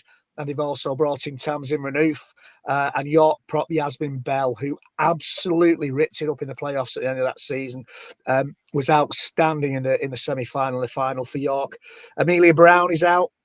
She makes way for Dagger. And Jenny Fubister looks likely to replace teammate Izzy Rowe. It looks like she's got a hamstring injury, which is a shame for Izzy because she's a great player. Notable absentee is St Helens Emmy Rudge. She's missed out the final cut. Is that a mistake from Stuart Barrow? Maybe time will tell on that one. And also Savannah Andrade and Lacey Owen are also unlucky, I think, to miss out on the final cut, having been part of the training on squad over the last few months. Australia, my word, what a squad they've got. Isabel Kelly, probably one of the best players in the world. Taryn Aitken and Ali Brigginshaw, she's a captain. If you haven't seen Ali Brigginshaw play, you are in for a treat. Bit of trouble in the camp though with the Aussies over the last few days. Long-serving, that's not easy for me to say. Long-serving coach Brad Donald had to step down after saying a few wrong words to a journalist after the Pacific Championships last year. And there was an investigation into some of his comments. He stood down, and so interim coach Jess Skinner is going to take over for that game in Vegas. She's recalled Olivia Koenig, who was controversially dropped for the squad for the Pacific Championships straight after winning, being named the NRLW's best player. So she won the Dally M in the women's game last season. So that's the international. That's at Vegas. It's the third game on the bill. Warrington Wigan first, and obviously the Gillaroos and England are the third game on the bill at Vegas. And then back home, great news for York Valkyrie. They've signed Aussie halfback Ellie Williamson. She's 21. She was a Bulldog last season. She's played Origin at under 18s level. She's also played a lot of Union. And in her first interview at the club, she said she was hoping to make the grand final and win it. So, who's going to argue with that kind of confidence? And then finally, over at the Barrow Raiders, they've announced the squad numbers this week.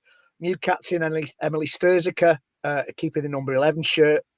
She's taken over from Jodie Litherland, who's retired and is now the under-19s women's head coach.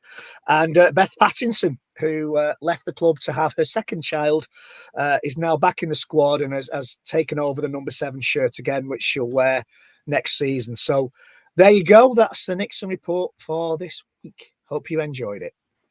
Fantastic, mate. Wonderful stuff. Lovely to dip our toe. That was a tongue twister talking about Pacific Championships and long-serving coach. Yeah. So a couple of questions for you. Steph is still there, he says. Oh, he's there. There you go. We'll bring him back. Yes. Yeah. So the NRL women's games tend to be before the men's, don't they? At the weekend. Yeah. They tend to have double headers, which I'd like to see more of in this country, especially when it's two Super League women's sides and the men's teams are playing each other. Usually early hours of the morning. So set your record button, as they used to say in the old days. Video it. Betamax. Betamax. Yeah. You know what? The quality. Isabel Kelly. If you've not seen Isabel Kelly play, and if you've not seen Ali Brigginshaw play, my word, they are players. The standard, as he's proved, he says it in the chat. It's Bazza saying women's state of origin. You know, if you're a bit unsure and you don't want to invest in it, wait until women's origin comes. Have a look at the standard of women's origin. Isabel Kelly had her windpipe almost snapped in the first game of Origin a couple of years ago. She was back playing the third game. Yeah. You know, she is. There's great players all across the pitch for in the Australian women's game. It really is a treat, and I'm not just saying that because you know how I feel about women's rugby league. It really is an absolute fantastic watch. Fantastic stuff, mate. Well done. We'll keep dipping our toe in that as the season unfolds. We were asked by our membership to do a bit on women's rugby league, and of course we have listened. Hence, Greg giving us great reports every single week. Right, Aidan's asked a really good question in chat, so we'll come back to that now very quickly. Right, Challenge Cup winners. Who are we going for?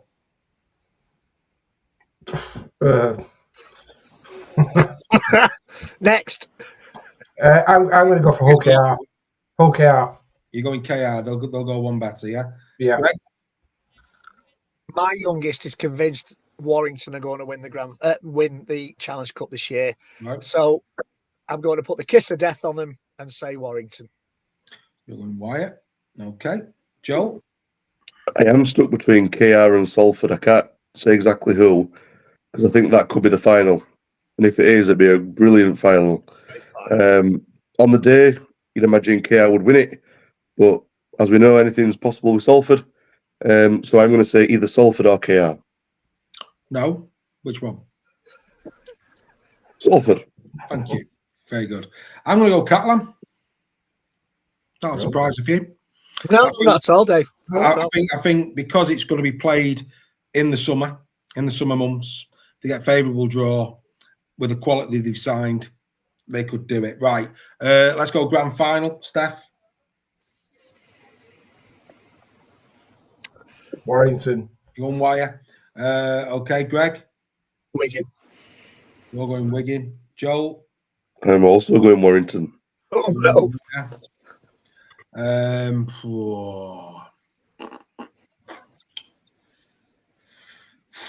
going to go KR. I'm going to do a double for KR. And Man of Steel, where are you going? That's hard. God, there's some quality in Super League this year. That's hard. Where are you going, Steph?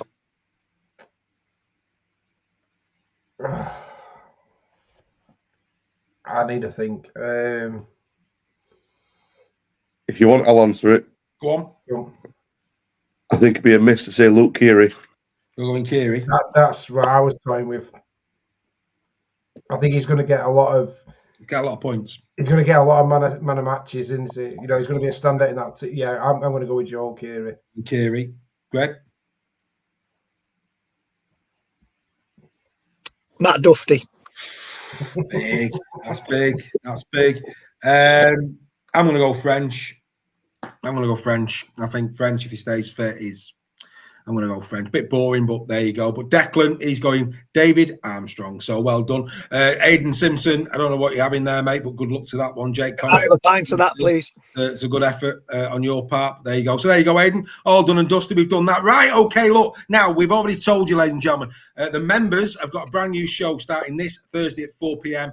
The captain's run, and that one is going to get in depth in terms of the games that are coming up. So Super League Raw Weekly will be very, very high level. We'll get deep down and dirty on a Thursday, where we'll look into it in a bit more detail. And as the season goes on and we start to get some stats and a bit of form, that really is going to take a life of its own as well. So that is going to be left for the captain's run. Again, you need to be a 6 Again member or a Team Talk member to get that. As John Wilkinson says, Ben Curry, I tell you what, if you're having a curry, I think you've probably had a fair one too many Cobras there, John. I don't think Ben will be winning the Man of Steel. If Ben Curry wins Man of Steel, John, I'll buy you a pint of the Blue Bell. Absolutely. Right, let's get into it. It's back. We've got 25 minutes. We'll have to rattle through these. Like I say, we'll go into detail when we get into the season. Right, okay, into the captain's run. But the opening game of the season, the group chat on this is going to be sensational. It is live on Sky Sports and Super League Plus. It's Wigan Warriors taking on the Lee Leopards, the Battle of the Borough, and the teams have been announced, and these are they. For the Wigan Warriors, very, very strong, 1 to 13, just a couple missing, of course, for them. Still no O'Neill at 9, we can see that, and of course even Havard went down with an injury as well. So they're missing a couple. They're standout players there for them. As for the Lee Leopards, pretty strong, it has to be said. No Darnell McIntosh, of course, he's injured. But apart from that, they're 1 to 13 in pretty fine fettle. Ethan O'Neill, a name to note. Bailey Hodgson, a nail to note. I know that Steph will come to them in a minute. So they're the squads, boys. Greg, start with you. Lee, yet to beat Wigan in Super League since they came back up. Is Thursday night the night? Sorry, but no, I don't think so. Not this time around. I think there's, you know, there, Dave. I think there's a few new players that probably need to bed in. I know Steph will probably know better than I will how well they've bedded in over the last few months. I think Lee have got a few players that maybe might be surprised by the intensity of that game. So Wigan fairly settled. Yes, they've got a few players out. Probably Tyler Dupre will come into the front row, maybe. But I think that Warriors are going to win this 9 to 17. I don't think they'll have it all their own way. For those opening games can be cagey affairs, can be go one way and another. But I think Warriors will come out 9 to 17. Fair enough, Joel. Your take on this one? I see it much closer.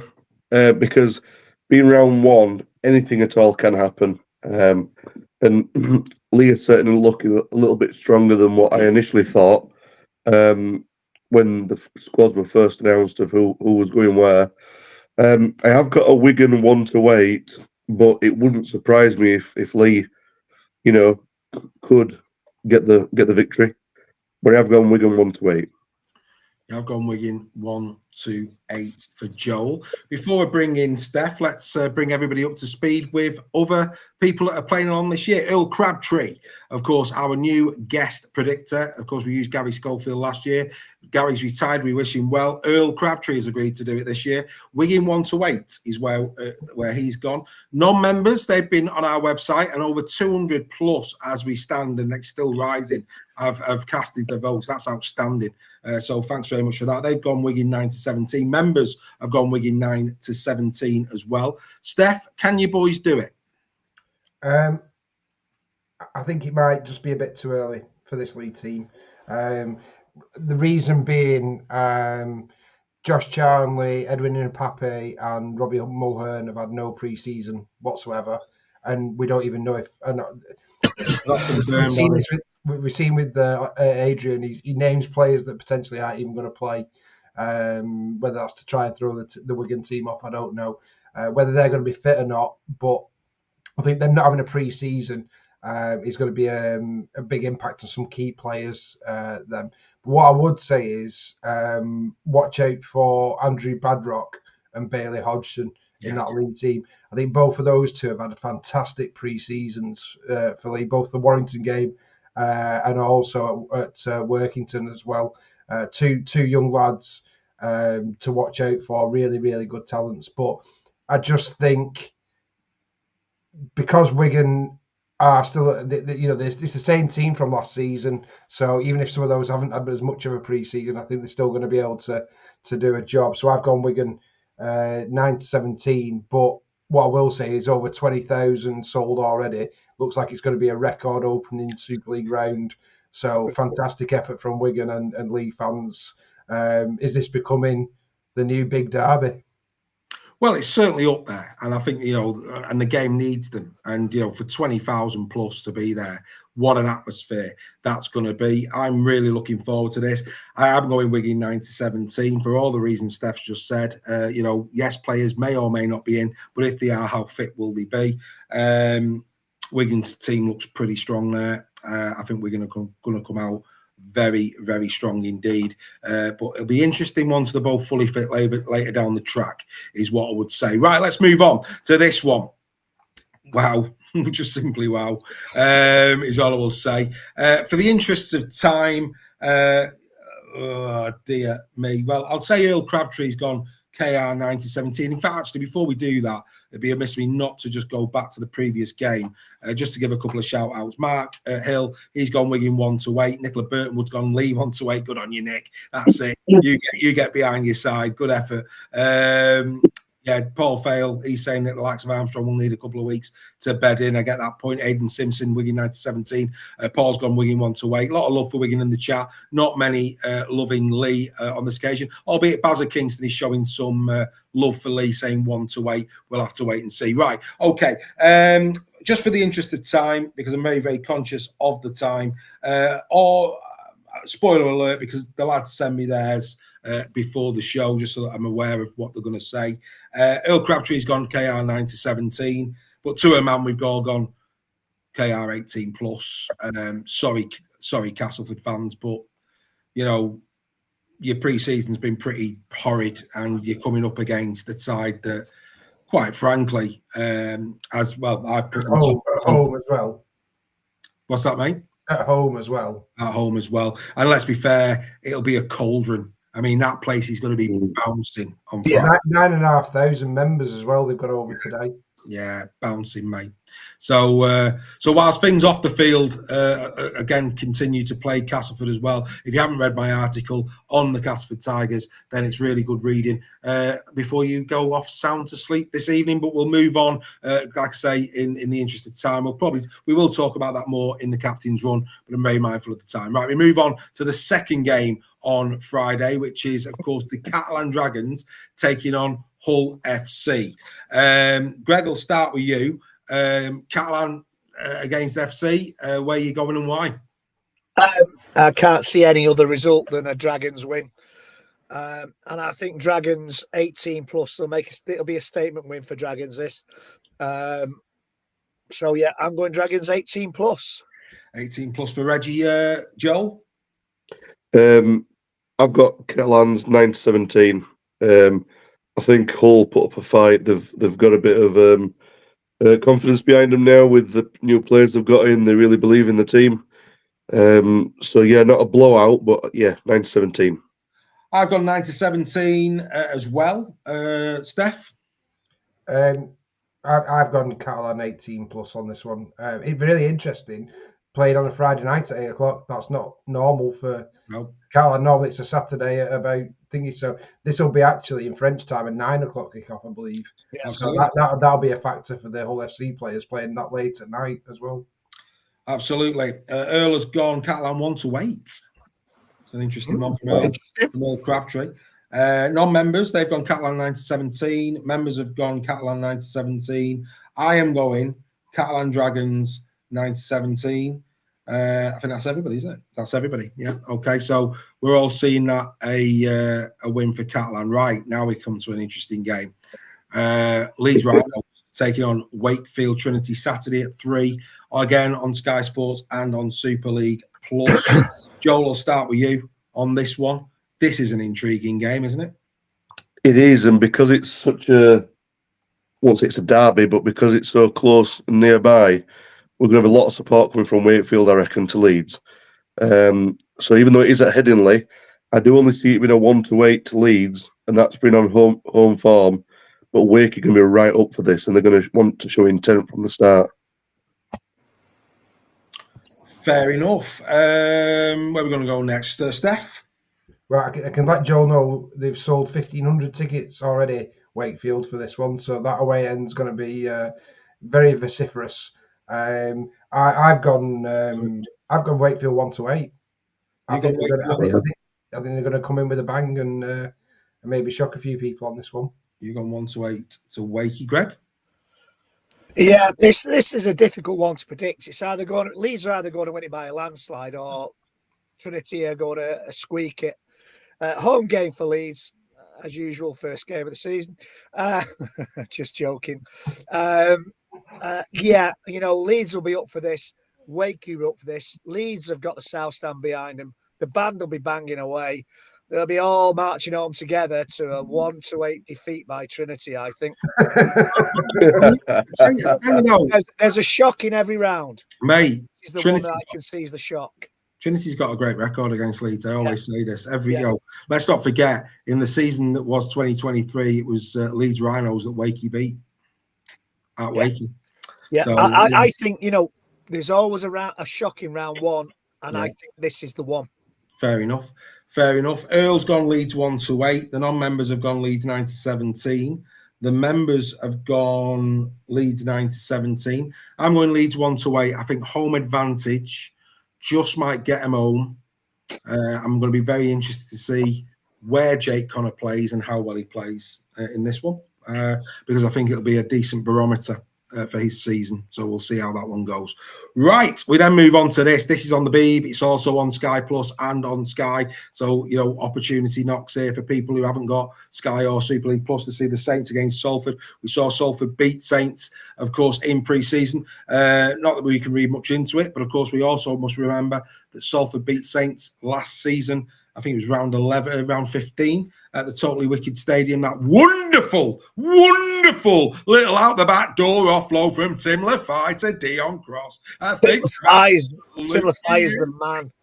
Beauty from Sir Timothy. It was an outstanding bit of play. Anyway, we digress.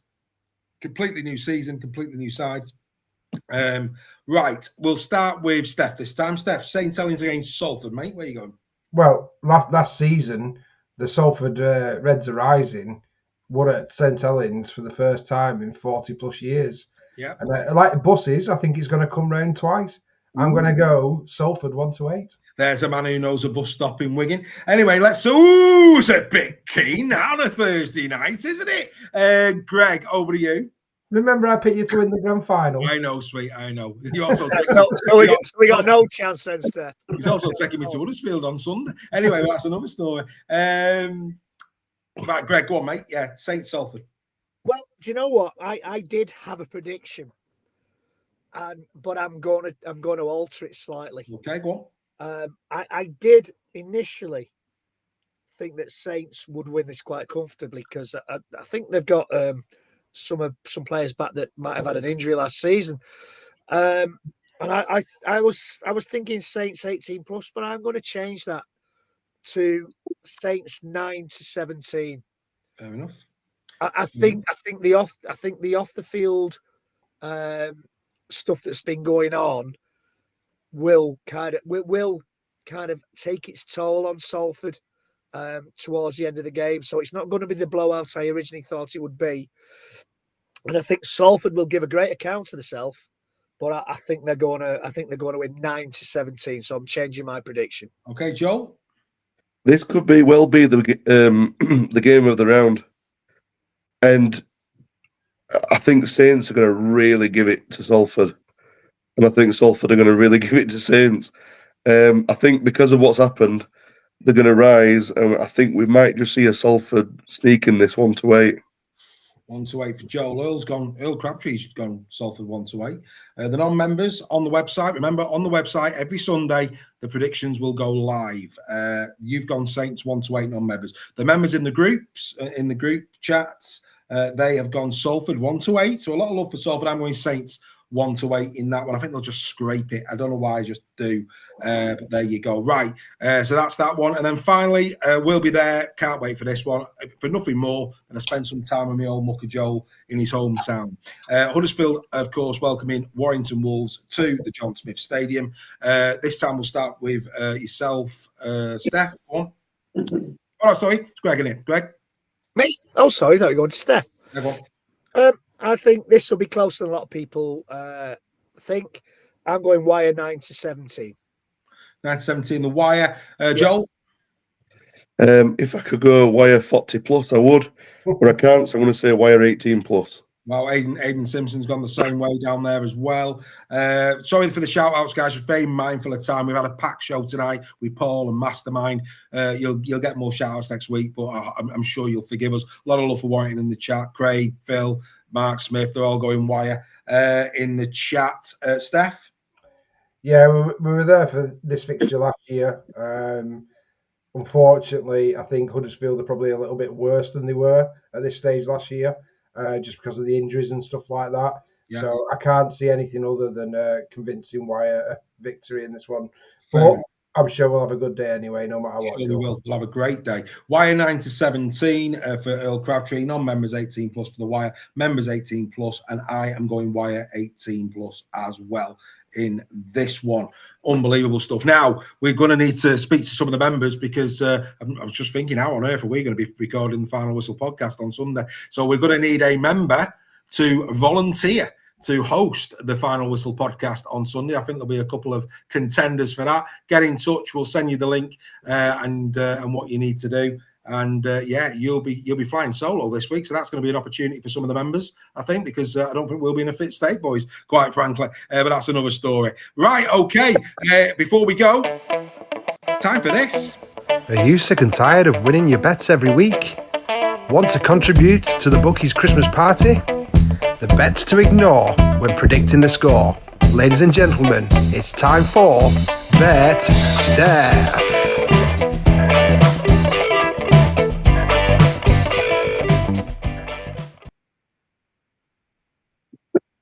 So a new feature.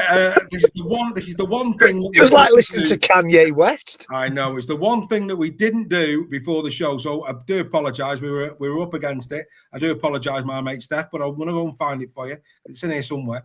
Where is it? I'll find it. It's somewhere. Here we go.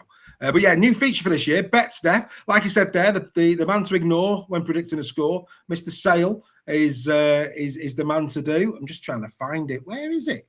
Steph, that was fantastic.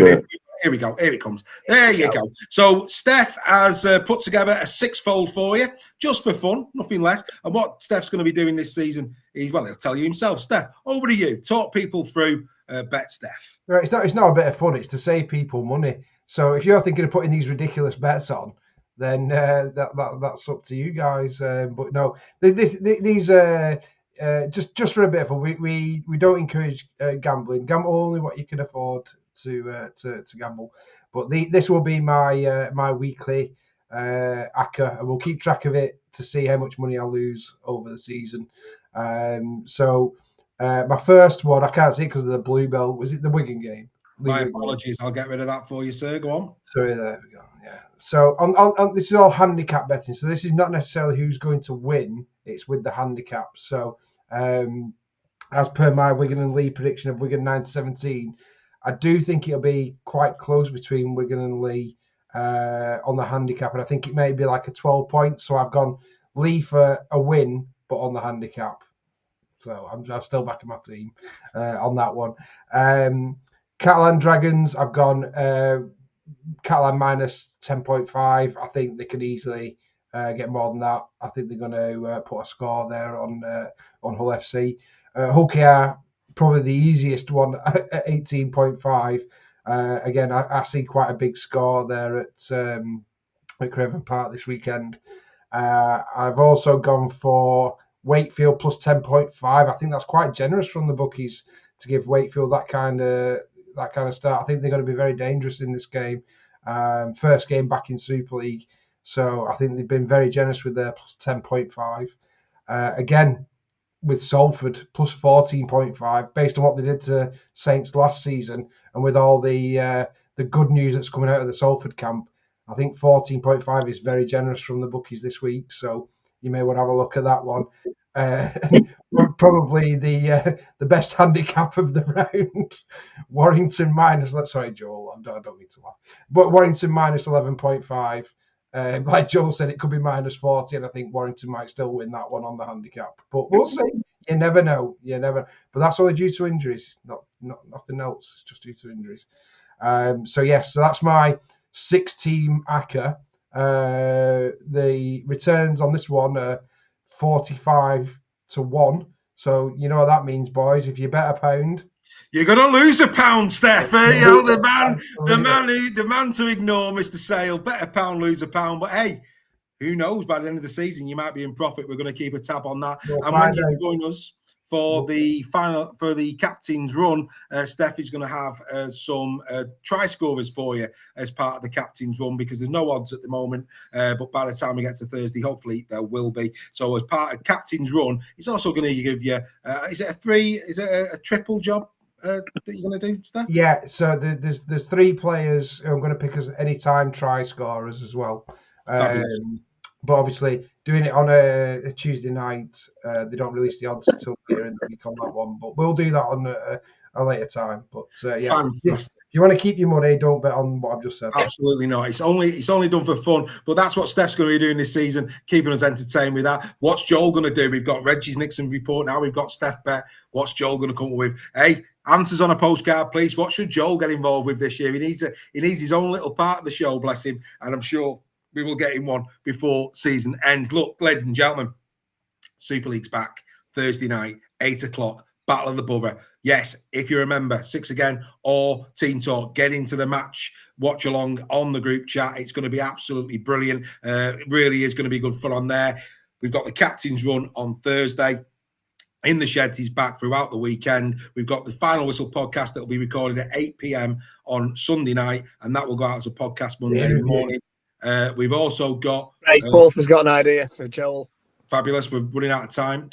We've got Rugby League Unpacked on a Monday. We've got that for you on Monday. And, of course, on Tuesday, we're back. And don't forget, tomorrow night, the members will be getting together like this on a virtual conversation, having a beer, talking about their excitement that the Super League season is on its way. Super League Raw this year, 7 days a week. You can be watching or getting involved with some unbelievable content. Right, okay. So what did he say, Greg, very quickly? A beer review. A beer review. Well, a beer review is coming because, of course, the Hush Brewing Company is our sponsor for this year, and their shop is due to go live any day now. So we will be reviewing their finest brews on the show. 16 of you tonight have done the QR code. Hopefully we prove to you we are the place to be. Others can imitate, and that's fantastic because it's flattering. But Super League Raw is the place to be. Nobody does it bigger. Nobody does it better. We will see you over the weekend on In the Sheds. We will be back for the Final Whistle podcast every Monday going through the season. And, of course, we will all be back doing this again next Tuesday at 8 p.m. because, boys, we all know... You can't beat a bit of weekly. You can. Good night, everybody.